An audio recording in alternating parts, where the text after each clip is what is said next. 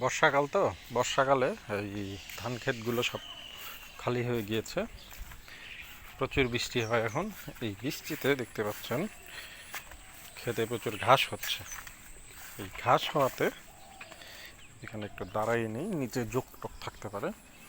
আর তা ঘাস হওয়াতে এই দেখতে পাচ্ছেন ক্ষেতগুলো কিন্তু খালি।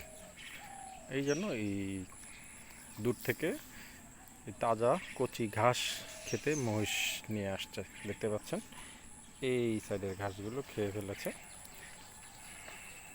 এতে কি হচ্ছে, এই ঘাসগুলো খেয়ে এখানেই কিন্তু গোবর হচ্ছে, গোবর দিচ্ছে, মহিষের গোবর। ক্ষেতগুলো হচ্ছে, উর্বর হচ্ছে।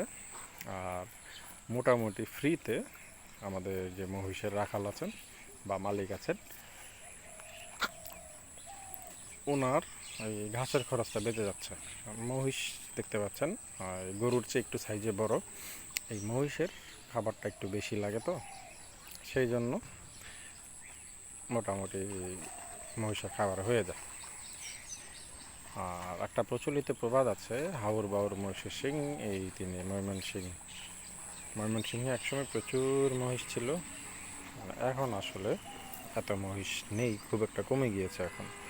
তারপরও এই সময়টা আসলে বিভিন্ন দূরবর্তী গ্রাম থেকে, যেসব এলাকায় এরকম খোলা মাঠ থাকে, যে ধান কাটা হয়ে গেছে, ধানের গোড়া থেকে যে চারা বের হয় সেগুলো খায়, এবং কিছু আগাছা হয় সেগুলোও খায়। এই জন্য মহিষগুলোকে এখানে নিয়ে আসা হয়েছে।